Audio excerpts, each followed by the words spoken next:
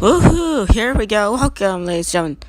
It is now time for ECW week number 11. We finished doing Mel, aka the pre-show.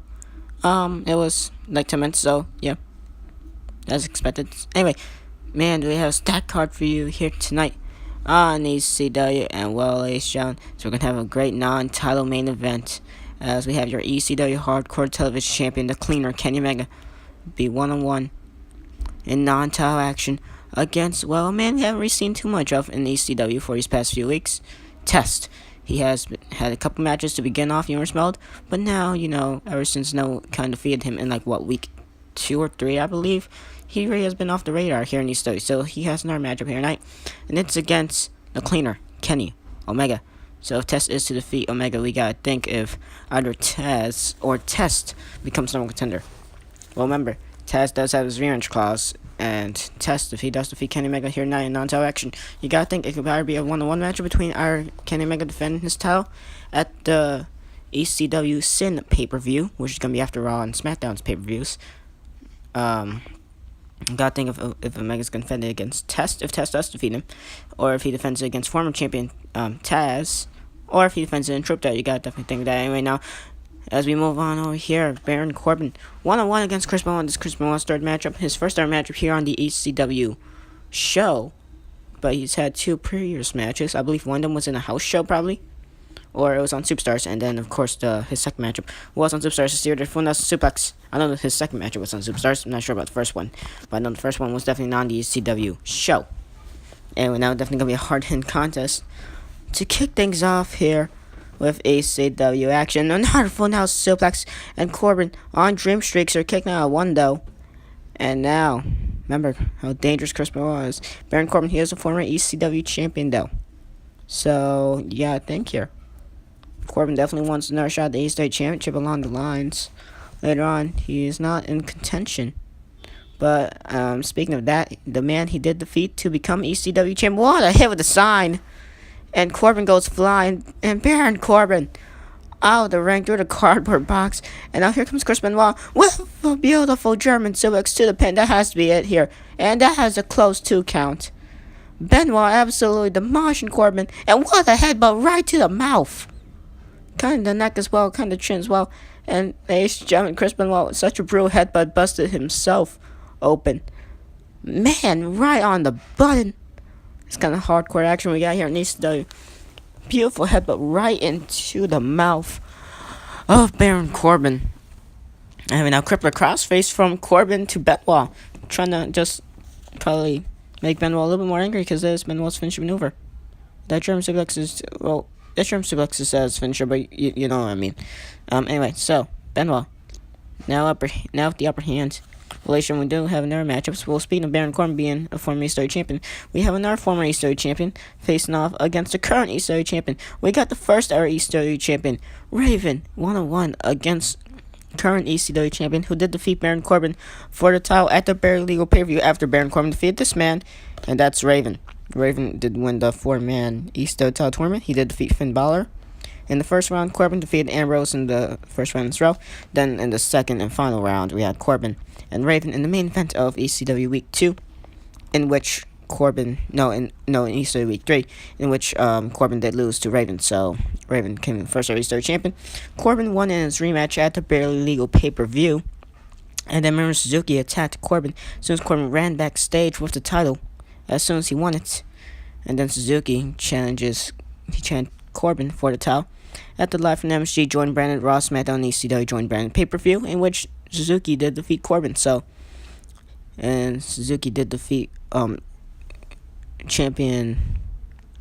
did defeat former champion Raven to take away Raven's revenge clause. Since he was the former champion, he did defeat him, which gave Raven's revenge clause to a number one contender shot from Minoru Suzuki. So that's how that worked out. So the Easter title has been revolving the whole round these three guys basically. But now we shall see if Suzuki does defeat Raven in this non-title matchup. You gotta think if Raven does defeat Suzuki, you think that Raven could probably defeat Minoru Suzuki. Of course, if he does win this non-title matchup, and of course they do face out against Chart after.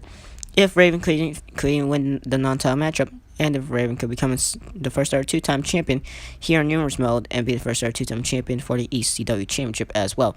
Anyway, now Baron Corbin couple strikes here, and double axe handle takes down Chris Benoit. Now to a half-leg crab, trying to wear down the crippler crossface. No, trying to wear down the Rabbit Wolverine, I should say. Crippler crossface is Benoit's finisher. But yeah. Anyway, now figure 4 leg lock from the great technician, probably the best damn technician of all time. That is Chris Benoit. Sure, some people would say it's like Daniel Bryan or CM Punk. I say it's Benoit.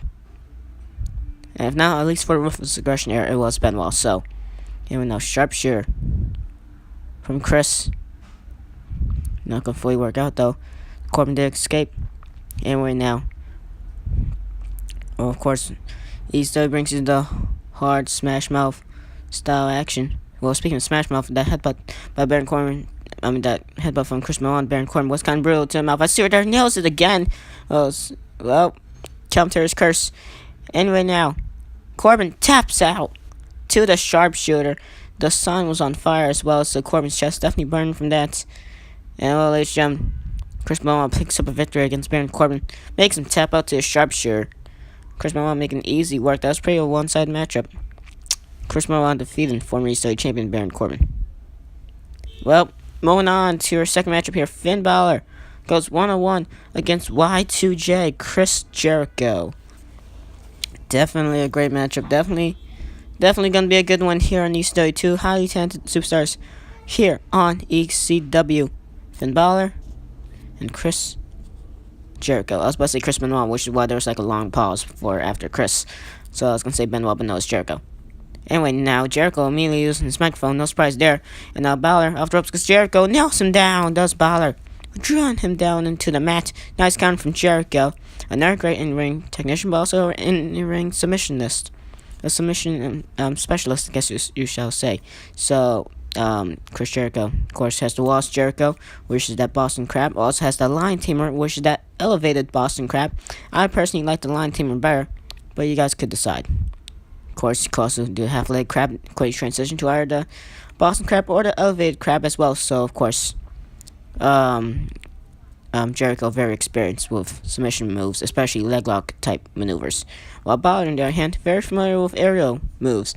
He could be challenging for the ECW Hardcore Lightweight title against Neville if he does ever become number contender. But of course, the current number contender who is going to face off against Neville at ECW's next pay-per-view, which is going to be after Raw's Sealed Fate and SmackDown's Bound for Glory pay-per-view, is going to be Sin, and it's going to be Shane Douglas, the debuting Shane Douglas, who became a number contender, and what a missile dropkick. That shotgun type dropkick, if you all want to say it. It was a shotgun dropkick, my bad. From, I was about to say Benoit. Why do I keep saying Benoit? Balor to Jericho. Jericho went flying now. Jericho going to take advantage of the missed, second 450 splash from Balor, but now Balor to his submission. On to Jericho. Jericho trying to struggle. He's struggling, but he did get out of it. So, of course, Shane Douglas, he did win. He did become a contender in his debut matchup in a triple threat against Tommy Dreamer and this man, Chris Jericho. Well, not Tommy Dreamer, against Pentagon Dark, my bad. Pentagon Dark and Chris Jericho. He did pin Jericho while Pentagon Dark acting like an idiot and didn't do nothing. He just looked at it, and so... Anyway, now Hurricane from Jericho. Balor said, bouncing off the gift. Well, it is Christmas Eve today. So, it is December 24th, 2017. So, tomorrow, December 25th, and it's going to be Christmas, so I'm going to be happy about that. We're going to probably do a special Christmas video, not related to Brooklyn Revolution or Wrestling Revolution 3D, but, just, I don't know, something special. Not going to be nothing special, just going to, I don't know, I'm thinking of something. Got a pretty good idea. Next matchup after this, Pentagon Dark goes 1-1 against Chris Masters, the masterpiece Chris Masters. He's only had one matchup here on Newer Small, I believe, and it was in week 2 or 3, where it was a triple threat matchup between Kenny Omega, Masters himself, and Mikey Whipwreck. So, Mikey Whipwreck, he's still on the roster. Of course, Omega, he is currently your ECW Hardcore Television Champion. And, Masters, this will be his second matchup. It will be against Pentagon Dark, and this will be Pentagon Dark's fourth matchup. His best matchup on New Year's Month has definitely been against Tommy Dreamer in the main event of ECW Week 9, I believe. I think it was Week 9. I could be wrong about that one, though. Can't remember. Anyway, so Jericho on the ring apron. He could probably fall off, but now Balor's on the ring apron. One of these men have to fall off the ring apron, or hopefully just get slammed back into the ring. Definitely don't want to fall off the ring apron. Definitely could just fall off on those steel steps, and the floor not going to necessarily be all that merciful. So, not nice landing. Either way, so one of these men going to fall. Jericho's still close to falling. So is Balor, but not Balor. Sharpshooter to Chris Jericho. And there goes Finn Balor. Exactly what I was talking about right there. Crashing and burning to the outside does Balor. And now, Jericho with the line salt. Balor mean getting back up, just pops back up like he didn't feel a thing. Jericho running after him, but Balor just too fast for Jericho. Trying to get space here, but don't Jericho. Simply just brings him down the crossbody. Nails the dropkick. Does the Y2J into the cover. Pin hook the outside leg. Turn into the inside leg. But only need 2 counts. For Y2J and the Bridget suplex. Nice counter from Balor. Nice counter to the side headlock takedown. Or at least the side headlock. Because it wasn't a takedown. It was a reversal.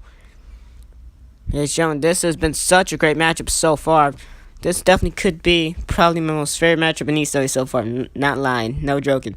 Because ECW, to be fair, I've had no favorite matches. I've really had no matches that I've really enjoyed or considered 5-star matches. It doesn't matter about the star rating. We're just going to have star rating there just for use of seeing, I don't know, for example, how a CPU Dave Meltzer would rate a matchup like this. But, yeah, screw the CPU Dave Meltzer counter. He's just gonna give every Omega match like 7 stars, 5, 6. I swear, if he gives a matchup 7, well then we've done something in wrestling. But well, you know, not in the game, but in real life, of course. Which I'm probably finding that great. And let's see right there that Skull Crush finale by Jericho. Not sure what that's called, to be fair, in the game. I completely forgot. Skull Crusher? I think it was Skull Crusher. Yeah, over there. And you know, Jericho just glitching onto the steel steps, and Balor caught him, but no, Jericho counters with that Bridget suplex. Nice counter. Y2J Chris Jericho trying to school the rookie that is Finn Balor, also known as Prince Devitt or Fergal Devitt. Before he was known as Prince Devitt, so you know, pick your poison for whichever. We're just gonna say Balor because you know, Fergal Devitt or Prince Devitt is. We could say Prince Devitt because that's probably the most coolest one of all of them, but. And just don't want to say Devitt all the time, so Balor is better to say. I'm not sure. Over there. And that half-leg crab from Jericho. Remember, he could transition to that Boston Crab, aka the Wallace Jericho, or the Lion Tamer, which is the elevated Boston Crab. Nice counter from Balor, though. Into the pin of the Hurricane. Only a 2 count. Definitely caught Chris Jericho. I was surprised there. Caught the veteran off guard right there. We still got 3 more great matches to go, so definitely. One of the more longer matches here in ECW, and that's kind of disappointing to say. But anyway, Balor now has the upper hand on Jericho. Well, at least he had him. Commentator's curse right there. Anyway, now both of these men trading some blows back and forth here, and now Balor nails him with the power driver. Can this one be it? Come on, I was gonna say pin him. I was gonna say pin him. My bad. Anyway, now Jericho. Counter with the Hurricane. Balor can kick out, and yes, it does. Both men have a great matchup. Code Breaker! Almost onto the monitor. I think some of Jericho's legs. And Balor's face hit not only Jericho's own knees, but Balor's face hit the monitor. And Chris Jericho picks up the victory against Finn Balor here on ECW. This is why the hardcore Smash Mouth style could sometimes pull off great matches in itself. So, ladies and gentlemen, that was probably my most favorite matchup in this whole universe mode. Well, for the ECW side of things, we've had better matches over on SmackDown. Raw, they've had some okay matches that I've liked. Now, we're not going to count as the one with the high star ratings, because some matches might pull off 6 stars. And I probably might not like it as much, because basically, I like a grapple-based matchup. I don't like a strike-based matchup. And usually, the star ratings rate strike and submission ones that have more strikes and submissions in it than grapples. And it gets boring, and so that's what star rating rate does. And it doesn't really rate it on grapples all that much. It doesn't really give high star rating for, matches with a whole lot of grapples. But I actually did pretty decent for that one. So, I liked it. So, we've had best matches of the series so far. I'm just going to read this because I really don't care about Pentagon Dark versus Chris Masters. It's an interesting contest, but yeah. This is gonna take. Yeah, it's not gonna take long. So I'm gonna try to do this in order. I have it all written down. I have the first two are not in order, but whatever. I'm just gonna rate it in order. Best matches of the series so far. It was week 3 on SmackDown where Dolph Ziggler took on Ryback for the first time. That was great. Week 4 on Raw for the WWE Championship. Well, by week 4, not the week 4 episode of Raw, but the Order Limit pay-per-view on week 4, where we had CM Punk defend his WWE title against Roman Reigns. So that was good. I liked it, especially like the ending. The ending was the best ending for any match in the series so far. Week 6 on SmackDown where we had. Well, not on SmackDown, but it was on the No Surrender pay-per-view, SmackDown exclusive, where we had Aleister Black against Dolph Ziggler against Ryback for the vacant World Heavyweight Championship. Aleister Black, of course, made Dolph Ziggler tap out to the half-leg crab, and Black is still your World Heavyweight Champion. That was in week 6. In week 8, number one contenders WWE Championship, and it was on the Live from the MSG pay-per-view, and it was SmackDown's side of the show, where we had special guest referee Aleister Black, which was the world champion, be the referee for a number one contenders matchup between Ryback and Dolph Ziggler. This was Ryback and Dolph Ziggler's 4th ever meeting in a matchup, but their 3rd ever meeting in a one-on-one contest.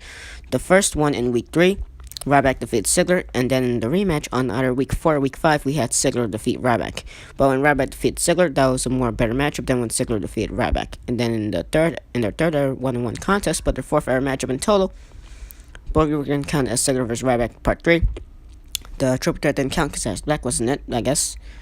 But anyway, Ziggler did defeat Ryback, and it was a humongously 20-minute matchup. So yeah. And then in week 10, this was not too long ago. This was the latest episode of SmackDown, in which we did have a non-title matchup where we had Aleister Black, the World Heavyweight Champion, face off against Cesaro, and in week 9, Cesaro did defeat Dolph Ziggler. So Cesaro faced off against Aleister Black in a non-title matchup. And that was another 20-minute matchup. The only 20-minute matchups we have been on SmackDown, and they have been probably the best matches of the series. Or at least the ones I've liked the most. And then another one to add into the record books, Week 11 ECW, which is this one. Finn Balor versus Chris Jericho. Whew, oh my god, I lost all my breath right there. And I'm no longer sick. I don't have a cold anymore, but that cough just came out of nowhere. So, man, that took a whole lot out of me. Well, yep, so anyway, Chris Masters ankle lock onto Pentagon Dark. You don't usually see Masters do something like that, like an ankle lock feint, and you see him do like a whole bunch of grapples, probably. A couple of nice strike combos. And of course, that Master Lock, the brutal Master Lock, the full Nelson submission hold. Not the full Nelson suplex, but the full Nelson submission hold. Definitely, difficult finisher to get out of. And let's see there, that amazing striking combo that I just talked about, and Chris Masters showed it right there.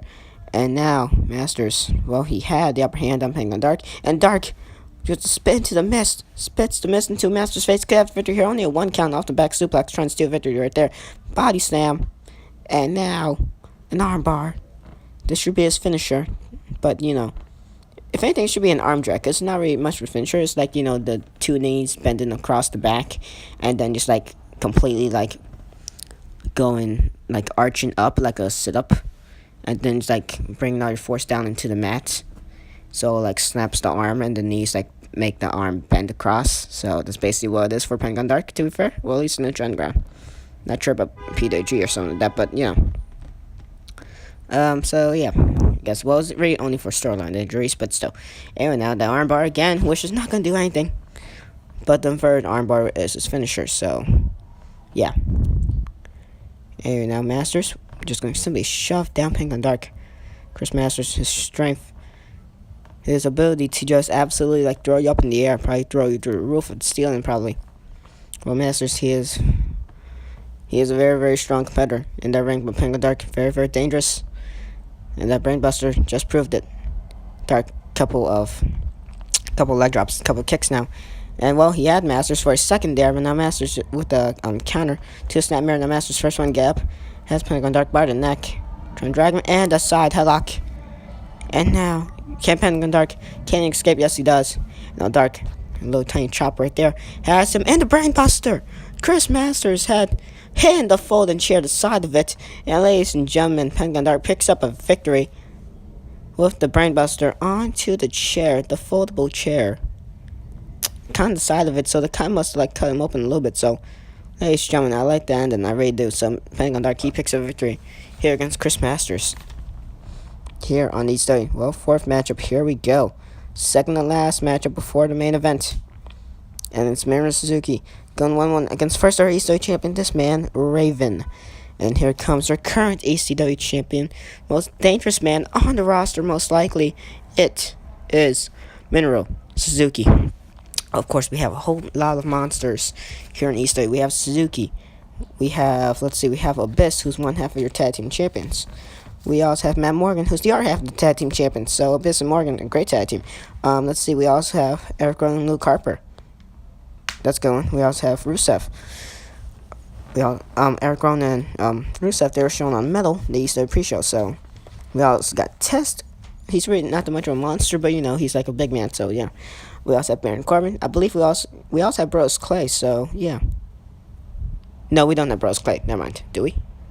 We got Keith Lee. He's not a monster. He's just extremely huge. But, of course, Baron Corbin, another deadly one. Minoru Suzuki, probably the most deadliest of all them. Sure, some people would say Braun Strowman here on ECW is the most deadliest one. He's not been showcased in a while. And by in a while, I probably mean week 8, week 9, probably. So, or was he showcased on week 10? No, he wasn't showcased on week 10. But, that's that. Anyway, now Suzuki has Raven. Well, he had him. Well, both these men just trained a whole lot of strikes here, so it's difficult to call that action. But now Suzuki, he's dazed. ECW champion, dazed by former champion, first ever ECW champion, Raven. Remember, this is a non-title contest, so if Raven is to defeat Suzuki, Suzuki does not lose the ECW championship. Luckily, well, at least that's good for Suzuki. But now Raven will probably challenge for the ECW championship if he does win his non-title matchup. And a knee drop right to Suzuki. And now trying to choke the life out of Suzuki. Suzuki counters. And now Raven transitions to one of his own once again. And Suzuki in big trouble here against former champion Raven. And now Suzuki, couple strikes along with Raven. Now it's the Tornado DT. Does Raven. Remember, Raven's finisher is a Cradle DT, so gotta remember that. And the headbutt. What a headbutt from Suzuki, knocking down Raven. Speaking of though, he could use that Cradle DT because he has finisher, but since the CPU's near, he's not gonna make him do it. And Suzuki's not gonna tap out to have like crap like so. And now time as he as it's elevated into line tearing counter from Suzuki to Hurricane type. Well, the Hurricane counter another headbutt. This action's acting a little bit too fast. It's happening a little bit too fast, so I'm struggling here. Suzuki, well, probably a German suplex was about to happen right there, but now Raven counter into a headlock has Minoru Suzuki, and now Suzuki not doing too well here. Most dangerous man on the ECW roster, Minoru Suzuki, and your ECW champion, nonetheless, to say at least, not doing so well here against Raven. Gotta think here, if Raven really does want the ECW championship. Of course he does. He was the first ever ECW champion, so that gives him a more drive to become the first ever two-time champion in the ECW roster and for the ECW championship, and also the first ever two-time champion in numerous mode. He's gonna have to defeat Minoru Suzuki in this non-title contest here tonight. And then after that, so he could probably get a title shot, and then he's gonna have to defeat Suzuki if he ever does get a chance to even face off against him in an actual title contest. So now Raven, well, he was about to get sent flying from that, probably the one hook suplex by slam into an armbar. Nice transition, quick transition from Suzuki as well. Now Raven, just some simple strikes to take him out. Remember, Raven doesn't look all that powerful, but he really is another deadly headbutt. And Suzuki, just so dangerous, could pull off the gotcha style power driver during the low thrust press. Raven's head hit the back of the ring apron, and ladies and gentlemen, the ring apron, the hardest part of the ring, if you didn't know. And Raven's head, the back of his head, hitting the ring apron. Suzuki picking up a victory, and so, not gonna lie, kind of disappointed with that ending. From a great matchup between Bálor and Jericho, from a great ending for a sluggish matchup between Pentagon Dark and Masters. And now just a very sluggish ending for somewhat of a sluggish matchup between, I was about to say Omega and Dark, but no, between, I can't remember, Suzuki and Raven. I had a blank moment there. So, main event time here tonight. Test 1-1 against this man, the cleaner, Kenny Omega. Omega, of course, your ECW Hardcore Television Champion. Test face off against him in non-title action. And now Omega immediately with the shoulder breaker. The great 5-star wrestling type capability of Omega gets an easy 2 count there. Now Test, well, a big boot from the big man. That is Test, and he's definitely going to be a test for Kenny Omega here tonight. And yes, pun is very much intended. Omega nails that moonsault. Picture perfect. You know, Test has Omega up with that powerbomb snap mare. Man, was that brutal. The way Omega's neck just snapping across the hands of Test. The way of how Test is so huge, but now armbar after the triangle chokehold from Kenny Omega, the champion. Your Easter Hardcore lightweight. No, not the lightweight. Easter Hardcore Television Champion. My bad. Lightweight champion is Neville. He's not going to be showcased here tonight, but he was showcased last week in a non-title champion versus champion contest against Easter champion Suzuki on week 10. Now Omega with the Hurricane counter reversal. Counter reversal? Well, just call it counter or reversal, whatever there. Anyway, now Test off the ropes he goes, and he just runs into a strike. Does Omega, and above these men, they get laid out with Omega striking. Test a strike. That was kind of confusing. And now who's gonna fall off the ring apron here? And it is Test, the big man, having a humongous landing off the ring apron to the outside of the ring. Not gonna be forgiven right there.